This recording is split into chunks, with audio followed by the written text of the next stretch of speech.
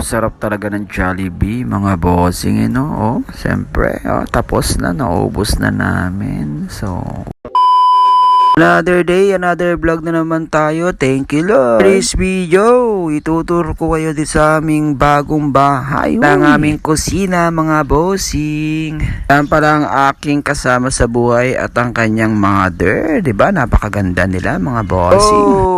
Ngayon nga mga bossing, pupunta kami sa airport sa Cagayan City. Uwi na kasi si Kuya JR, mga bossing, yung kuya ng aking jowa. Ang nagdadrive pala yung aking jowa, diba? Nakapakagaling gumag-drive, mga bossing. Selfie muna kahit maulan, mga bossing. Nagbiyahe pala kami, mga bossing, at inahabol namin yung takdang oras. So yan, mga bossing, wala tayong video, no? Sa pupunta sa airport. Pero okay. Nagpunta po kami dito, mga bossing, sa SM Cagayan. Yahoo! Para naman makapagpasyal naman kami, mga bossing. Siyempre, mga bossing, nilibot namin ang ground floor at saka second floor. Siyempre, waiting tayo, mga bossing, kasi mag-elevator tayo. Nung kasing kasama ko, nagkikrave ng seafood, pero wala namang seafood. Napakamahal naman pala sa mga ganito, mga bossing, pero sulit naman, mga kaya bossing. Naman habang naghanap sila ng kakainan namin, selfie muna kami ni Daddy. Yahoo! At napansin ko, mga bossing, may ganito pala sa SM, yung kakain ka buffet. Pero grabe naman, napakamura. Naghanap pa rin kami, mga bossing, kaya nga napaghanapan namin, yun na. So yan, mga bossing, nag-Jollibee na lang kami dito sa SM para mas easy at napakadaming tao. Ayan pala ang aming kakainin, mga bossing. So ready to eat na kami, mga bossing. Mag-pray muna bago mag-eat. So habang kumakain kami, may nihintay po kasi kaming kasama ni Mami para dito sa bahay. Ewan ko saan manggagaling po siya, pero nihintay namin habang kumakain. So selfie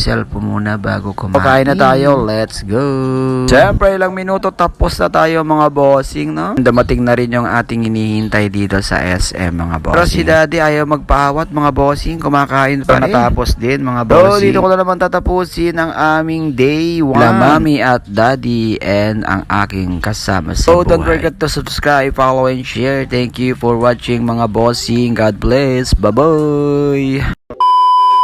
Teka lang guys, bago may skip ang video, kung gusto mong bumili ng mga ganitong solar setup aparato at solar panel na 200 watts or iba-iba pang mga solar setup, turuan kita kung saan ka bibili. Let's go! Kung nakita mo ang bidyong ito, ang gagawin mo, punta ka lang sa comment section at makikita mo ang link na to. Ang link pala nito ay ang aking TikTok affiliate. I-click mo yan para pumunta ka sa aking profile. At makikita mo yung video rin na nakita mo sa Facebook. Ang gagawin mo lang, i-click mo lang yung yellow basket sa baba ng video. Pagka-click mo, makikita mo pala yung product na. Sa inyo, kung i-add chart nyo o babayin nyo na. Pag pala in-scroll nyo, makikita nyo na pala yung seller account ko. Yan pala, mapapansin nyo, 4.4 na pala tayo. 191 sold na pala ang mga bumili sa seller ko. Ang gagawin mo, click mo lang ang profile ko at napapansin mo, makikita mo na marami kong product ko pala dyan, ilangis at mga aparato, solar setup, mga design ko, iba-iba pang produkto. Siyempre, di mawawala yung mga ang spiritual protection na pangontra. Anong pangontra? Pangontra pala sa spiritual problem sa mga kukuha, mga product ko. Alam nyo na po ang gagawin nyo. Ilang ating video. Happy checkout, guys! Thank you for watching. Bye-bye!